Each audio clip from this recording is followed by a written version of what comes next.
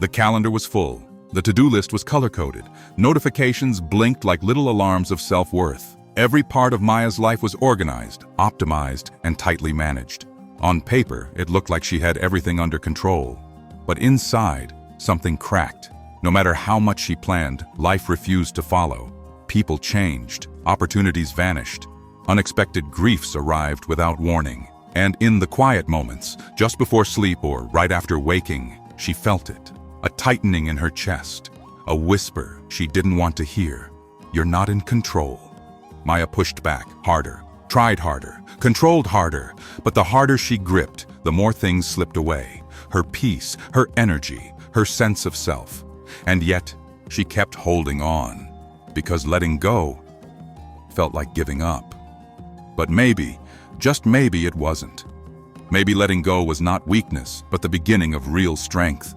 Maya's days were filled with doing, checking boxes, managing expectations, being on, even when her soul begged to rest. On the outside, she appeared efficient, reliable, even admirable, but inside, she was fraying. There was no space to breathe between the meetings, the calls, the obligations. Every pause was filled with something, noise, tasks, even mindfulness apps she used like bandages, not medicine. And yet, the world still shifted beneath her feet. A canceled contract here, a friend who drifted there, a health scare, a silence from someone she trusted. And with each shake, she tightened her grip. More structure, more planning, more rules. She believed if she could just hold everything perfectly, nothing would fall apart.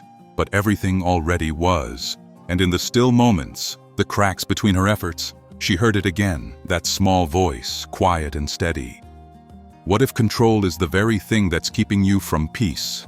It was a Tuesday afternoon when Maya broke. Not with a scream, but with a silence so heavy it felt like gravity had doubled. She stared at the email on her screen. Another canceled project. No warning, no explanation. Her hands hovered over the keyboard, unsure whether to fix, respond, or shut it all down. Instead, she did something unfamiliar. Nothing. She leaned back, closed her eyes, and in that stillness, the illusion shattered. Every plan she had clung to, every rule, every calendar square, they meant nothing in the face of life's unpredictability. Tears didn't come in waves. They came in surrender, soft, honest. Not from sadness, but from release. Because when you finally realize you can't control everything, something strange happens. You stop trying to control yourself too.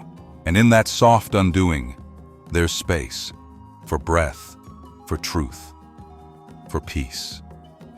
If you've ever held on too tightly and it left you tired, subscribe and ring the bell. Sometimes all it takes is one quiet story to remind you. You don't have to carry it all. Maya wandered into a quiet corner of the city she didn't recognize, an old garden tucked behind a row of forgotten buildings. It felt untouched by time. A single wooden bench sat beneath a blooming jacaranda tree, its petals gently carpeting the ground like falling thoughts. An elderly woman was already there, not waiting, just being. She didn't look up when Maya approached, only shifted slightly to make room. No questions, no introductions, just space. Maya sat down, the silence wrapping around her like warm cloth. They sat together without speaking, and yet something unspoken passed between them. After a long pause, the woman spoke. Not loudly, not softly, just clearly. You look like someone who's been trying too hard to hold things that were never hers to carry. Maya felt the words hit something raw. She didn't respond. She didn't have to. Because in that moment, she realized some truths don't need explanation. They need recognition. The woman reached into her small cloth bag and pulled out a feather, light, white, and delicate. She placed it on Maya's palm without a word. "Walk with it," she said softly. "But don't close your hand. Let it rest. Let it move with you, not because of you." Maya hesitated. Instinct told her to protect it, to grip it, but she didn't. She rose and began walking slowly along the garden's narrow path.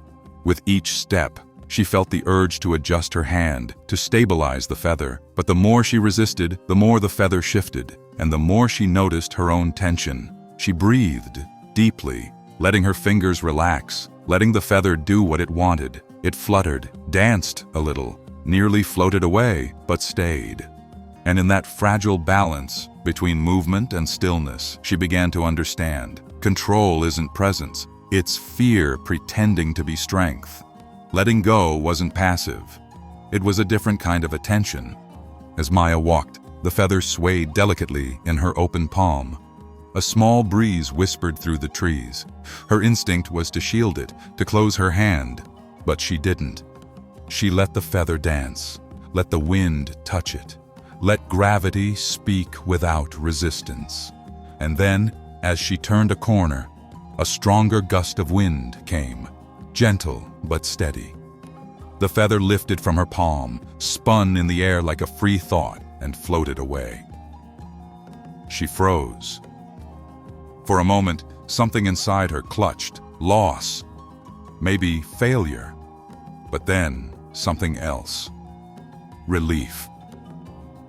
She didn't run after it. She didn't try to save it. She just watched. And for the first time in years, she didn't feel broken when something left.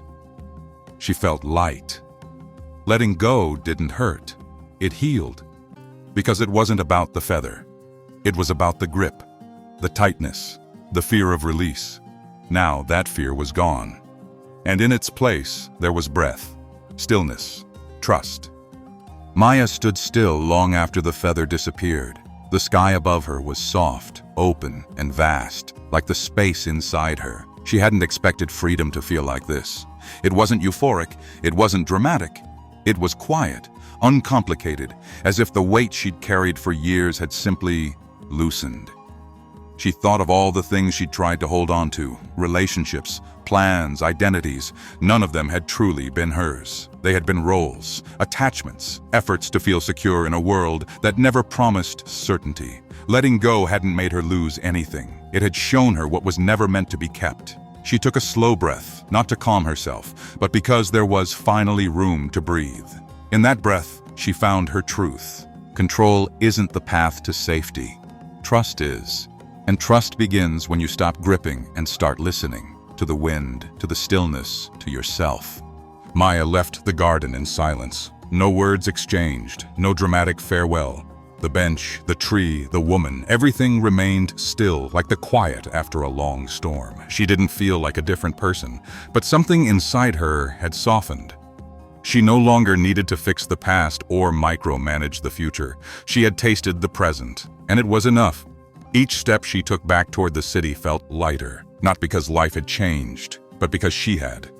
Her grip had loosened, her breath had deepened, and with it, her heart had opened.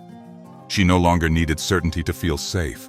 She just needed to trust the process, and trust herself to meet whatever comes, not with control, but with clarity.